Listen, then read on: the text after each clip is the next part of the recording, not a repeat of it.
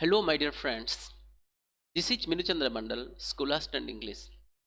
Today, I am present before you to discuss an important topic on tense, that is, simple present. Before going to know the simple present, let us have a clear idea on the difference between tense and time.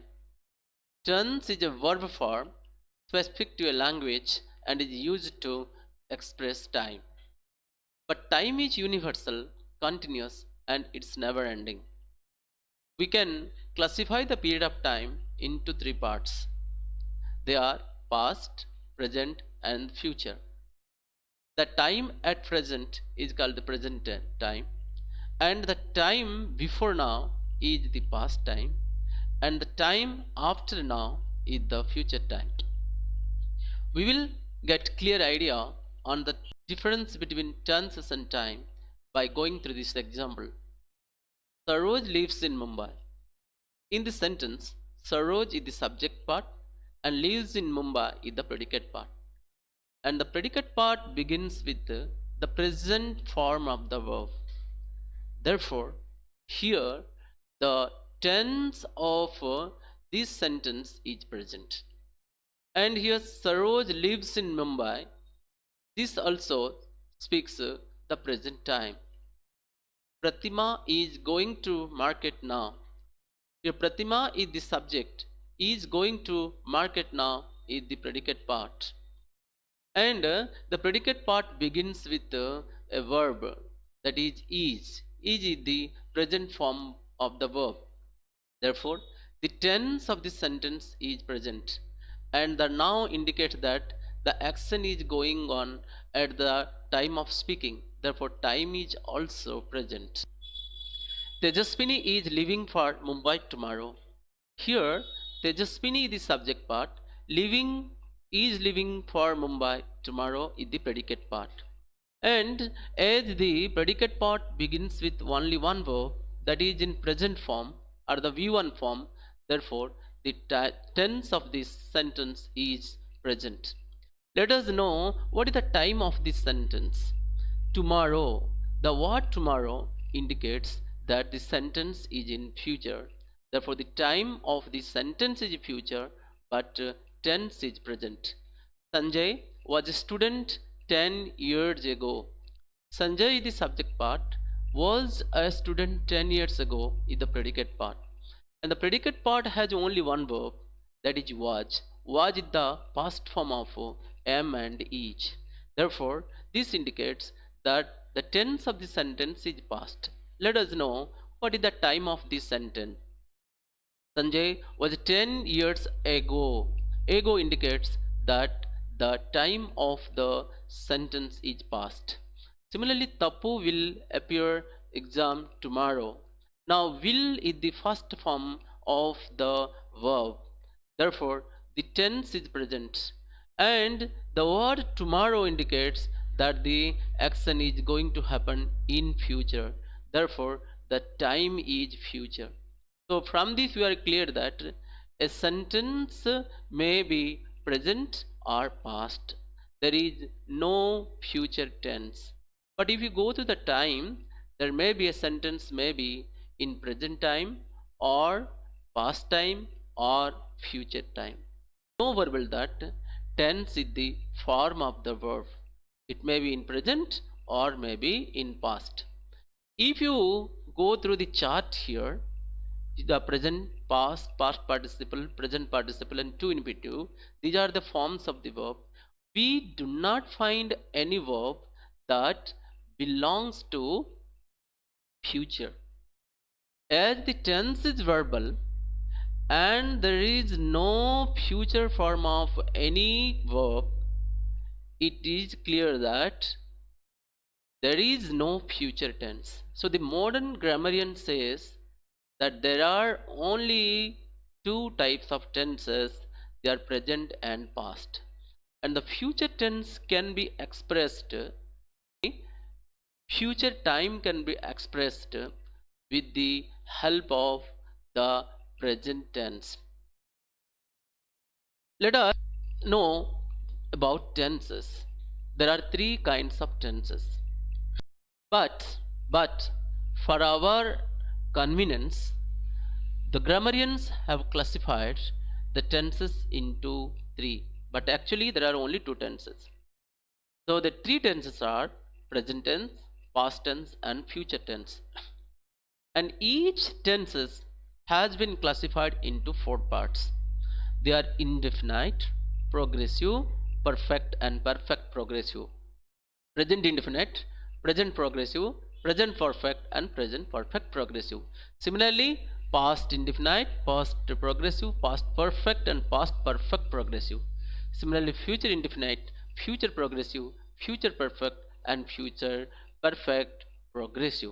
And here the indefinite can be called as also simple, simple present, simple past, or simple future.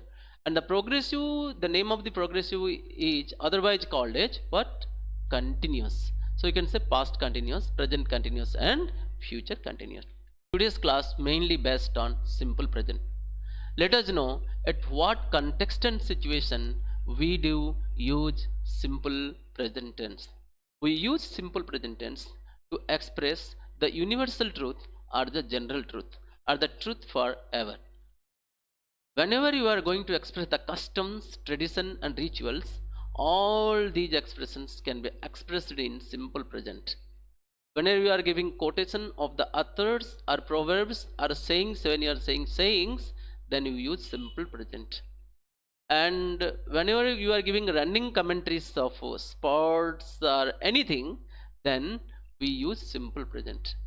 Newspaper editors also used simple present for writing the titles and subtitles of the news. Similarly, when you are going to express the fixed program or planned future, we use simple present. Similarly, habitual actions and repeateds are expressed in simple present. So simple present has a lot of purposes. So for these purposes, we use simple present. Let us know the structure of the simple present. When you are going to know the structure of the simple present, we must remember the assertive sentences, interrogative sentences. And we know that assertive sentences can be classified into two parts. They are affirmative and negative. So let us go through these structures. I go to temple every day. Here I the subject, go to temple every day is the predicate part. The predicate part has only one verb, and that the verb is in V1 form. Therefore here I is subject, go is V1 form, to temple every day is the complement here. So there may be complement or maybe object. So let us go through the second sentence. Saroj plays cricket every day. Here Saroj is the subject, plays cricket every day is the predicate part, and the predicate part has only one verb. When any sentence, if there is only one verb, that sentence may be in simple present or maybe in simple past. As the verb here V1 are the first form of the verb, so it should be treated as simple present.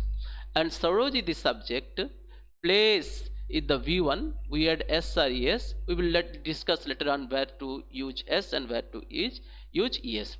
Then cricket every day is the object. Similarly, Manjeet studies in Australia. Manjit is the subject, studies is the V1 form of the verb, then in Australia is the complement. Similarly, she sings well. She sings well. Here she is the subject, sings well is the predicate part, and sings is the V1. Then well is the adverb here, how. So she, so subject plus V1 plus object adverb here, it means the complement, verb complement. Similarly, we are part of this organization. We the subject, or is the verb, there is only one verb and the verb is one V1 form, therefore it is in simple present. So subject plus V1, and part of these organizations is the complement part. Similarly, they are good actors. What are they? They are good actors. They is the subject, or there is only one verb that is in V1 form, therefore it is simple present. then good actors is the complement here. So subject plus V1 plus complement. Amitabh Bachchan is the legendary hero of all the time. So Amitabh Bachchan is the subject. Each is the V1 form of the V form. Therefore, each the legendary hero of all time is the complement here. So the subject plus V1 plus complement. In this way, these are the structure of the simple present. So what is the structure of the simple present? Subject first, then V1. If the subject is third person singular number, that may be he or she or it or a single name, then we add s or es. Then what do we use? We use complement or object, or you can say the remaining part of the sentences. So if the subject is first person singular or plural number, second person singular or plural number, and third person plural number, we use only V1. But let us know where to use S or ES. There are some certain rules. The verb words that ends in S or SS or CH or SH or X, or when the sound last sound produces like this, these are called sibling sounds. We add es with the V1 form if the subject is third person singular number. Here miss means misses, was versus, fix fixes. You see, we use es with the verb. Similarly, verbs ending in o: go, goes, do, does. So this ends with o, therefore you use es. And the word that ends in consonant plus y. So before y, if there is a consonant, we change the consonant, we change the y into I and add es with it. For example, study. So y is the last letter of the verb word study, and d comes before y. Therefore, here y changes into I, and additionally we use es. So study, studies, tidy, tidies. Similarly, verbs ending in vowel plus y. If the verbs ending in vowel, then we do not change the y here, because y will remain as it is, and we use s only. So play, plays, enjoy, enjoy. Let us have idea on the interrogative sentence structure of simple present. The interrogative sentence can be written in two ways. There is the sentence beginning with the auxiliaries or the modal auxiliaries, and the sentence beginning with the double edged question word. So what are the modal auxiliaries that we can use in simple present while writing the interrogative sentences? They are do or does. Similarly, we also can use is, am, or, because these are the present form of the verb, helping auxiliary verbs. Will, can, may, shall. These are also the present form of the modal auxiliary verbs. Let us go through the example. We can get the idea and the structure of the sentence beginning with the helping verb or the auxiliaries. You see, does Saroj play cricket every day? Here, does is the helping verb, Saroj is the subject, play is the main verb. So the subject is used between does and play. So the sentence structure is does plus subject plus V1. Then we can use complement or object. Let us go through the second example. Do Manjit and Saroj study in Australia? Here do is the helping verb, Manjit and Saroj is the subject. As the subject is plural, we use do here. Similarly, study is the V1, main verb here. So helping verb, then the subject, then the main verb. In Australia is the complement part of this sentence. Okay, in this way we got clear idea on the sentence beginning with the helping verb. Similarly, we can also is. Suppose is Raju a teacher? Is Mr. Govind a doctor? Let us know about the sentence beginning with the double-edged question words who, whom, where, whose, why, when. Similarly, what, how many, how far, how often. So these are the double-edged question words we can use in interrogative sentences. Let us go through the example. Where do you play cricket every day? Here, where is the double-edged question word? Do is the what helping verb. You is the subject and play here is the main verb. So double-edged word plus do or does, then the subject, then the V1 form of the verb, then object or complement. Similarly, how often do you take your meals a day? You will say how often. This is the double-edged question word that you use to know the frequency. So this is adverbs of frequency. Do you take your meal a day? Here do is the helping verb, you is the subject, take is the main verb, your meals a day is the object or the remaining part of the sentence. Similarly, let us know about the interrogative sentence structure of simple present.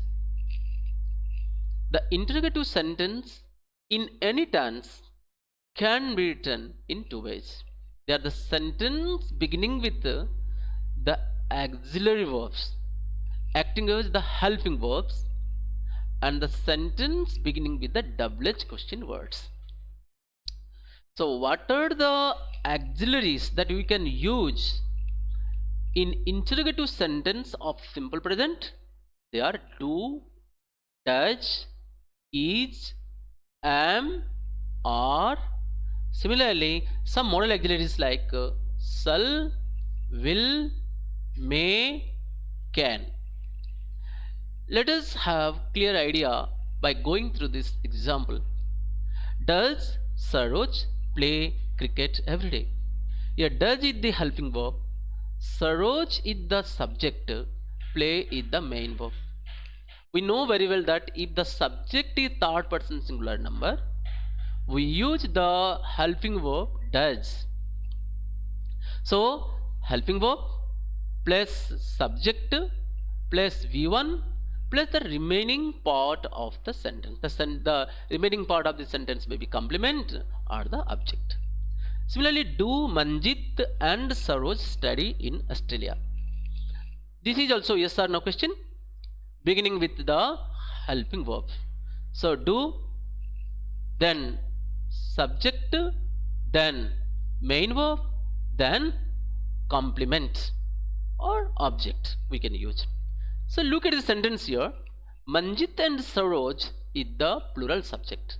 Therefore, it needs the plural helping verb. And do is the plural helping verb used in simple present. Similarly, let us know more about the sentence beginning with the double-edged question words.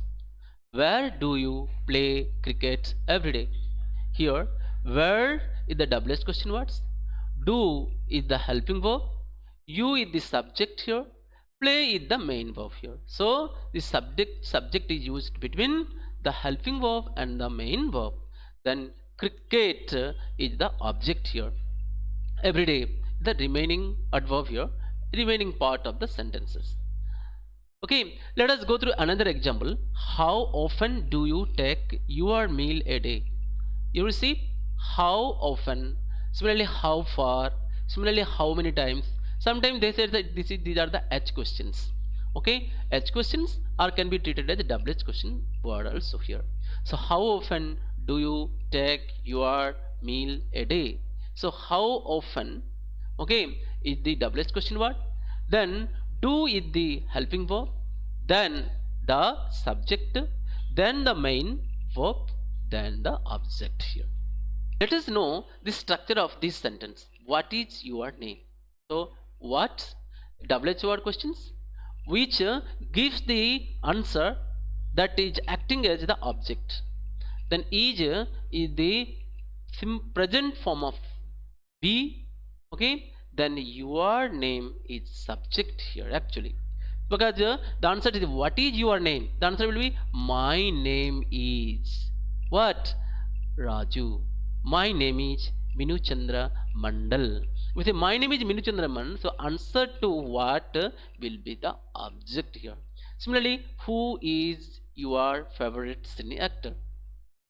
Now, what will the answer for this? My favorite cine actor is. So the answer to the question who will be the object. So here is the be form of the verb, and this is also a main verb here. Similarly, your favorite cine actor is the subject here. So double H question plus V1 plus the object or complement we can use sometimes, or double H question plus V1 are the subject here. Okay, so in this way these are the various structure of interrogative sentence used in simple present. Let us know the negative interrogative structure of the sentence. Do Saroj and Manjit not play cricket? You see, this is the negative interrogative. Remember that interrogative sentence always begins with the what? Either double H question what, or with the helping verbs like do, does. Okay, but here look at this. Because this is a negative interrogative, you use not. So do Saroj and Manjit not play cricket? Here do, then the subject, then not, then V1 form of the verb, then object or complement. Similarly, does Saroj not play cricket?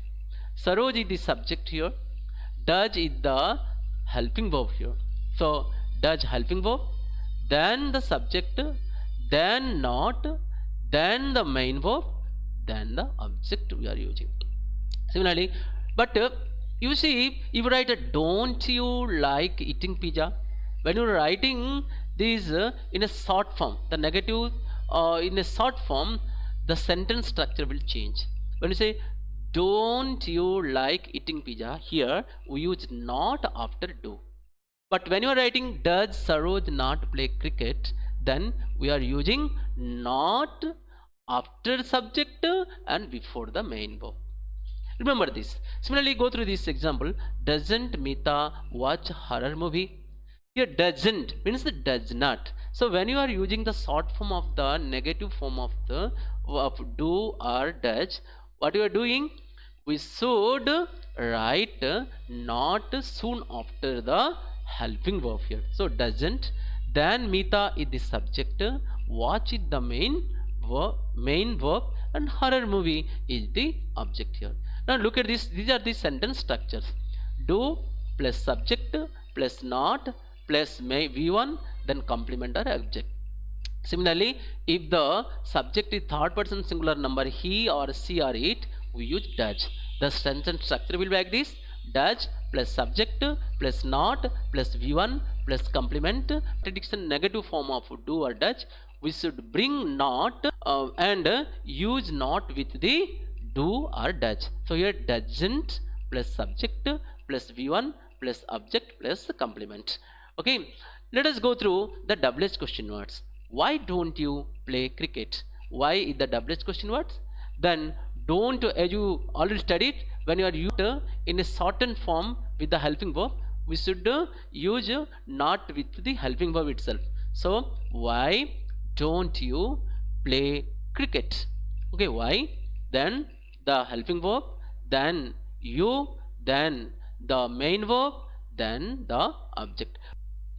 Okay, similarly, what doesn't Sarita like?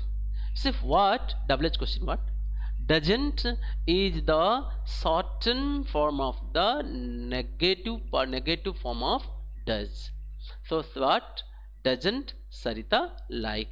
Sarita is the subject, like is the main verb. I think we got clear idea on negative interrogative sentence of simple present. Let's go through these forms of simple present for our easy knowing of all the structures like affirmative, negative, interrogative and interrogative negative. So I walk. The negative will be I don't walk. Interrogative will be do I walk, and the negative interrogative will be don't I walk. Similarly, you walk. Negative will be you don't work. Interrogative will be do you work, and the negative interrogative will be don't you work. Similarly, he walks. Negative will be he doesn't walk. Does he walk? Doesn't he walk? Similarly, she walks. Negative will be she doesn't work. Interrogative will be does she work? Then the negative interrogative will be doesn't she work?